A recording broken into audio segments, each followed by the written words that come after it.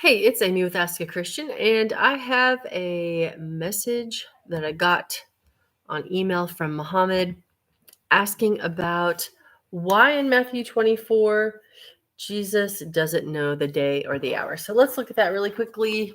It's Matthew chapter 24, and we're looking at verse 36, which is under the heading in my Bible, No one knows the day or the hour. Verse 36 says, But of that day and hour no one knows, not even the angels of heaven. That's my cute baby coming in. But my Father only. So, Muhammad, you had a great question. You said, why, if they were equal, why, if God and Jesus were equal, would Jesus not know the day or the hour here?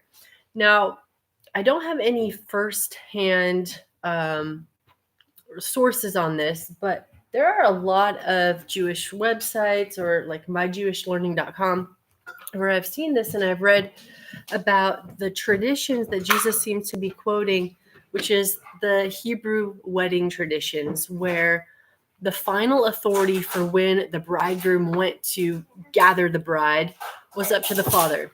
It's not that the son didn't know. It's not that the bride didn't know. The whole community knew because they were planning. But the final go ahead was when the father would say, all right, now's the time, go ahead. It's sort of like a master of ceremonies thing. So it's not that people weren't in the know. It's just that the exact authority was given to the father to do that. So it's kind of cool. And I will say, like, that although that makes sense, there's no greater reason why we would necessarily think that out of this chapter. Like, in context, I don't necessarily see that makes the most amount of sense.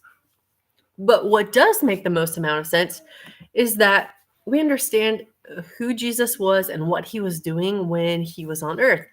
He was trying to live as we should live, which is that everything about our lives should be submitted to the Father. And so he's being that ultimate example. And so I think in this situation, which is talking about his return, his second coming, and the destruction of at least Jerusalem. This gets sticky because a lot of people believe that this is prophetic certainly about the second coming.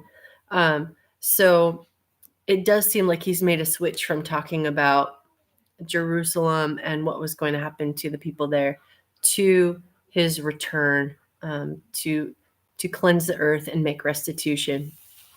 So anyway, this is a long story for if you're not following along, but Muhammad, this is specifically for you.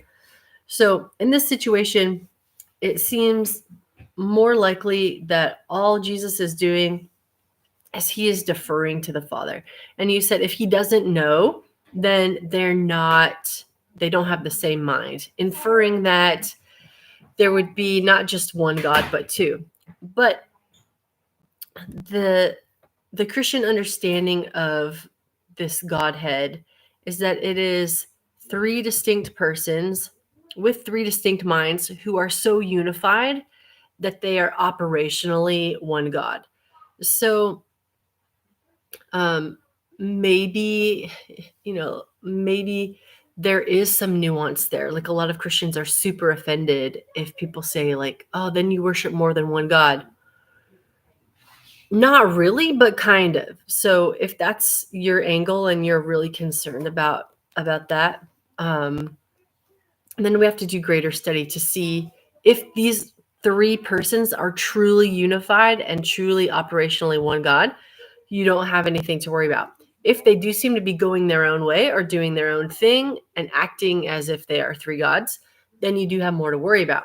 So I know that gets into a lot of nuance, but I do believe that Jesus had access to that knowledge, but I also believe that because he is living out his life trying to be an example of how we should be totally reliant on the Father, I think that he didn't have that knowledge while he was human, or didn't choose to have that knowledge while he was human. So he's saying, yeah, I am fully reliant on the Father and the Father alone. And I think that's the message that he wanted to give to us. I don't think he was trying to say that he had complete authority or complete knowledge at the time, because I think he was trying to rely on the Father. Now, does he in fact have it? I believe he does, because I believe that he is equal to God. But I can see how you would have that question. So happy to hear your thoughts on it, and would love to hear other commentary on this below.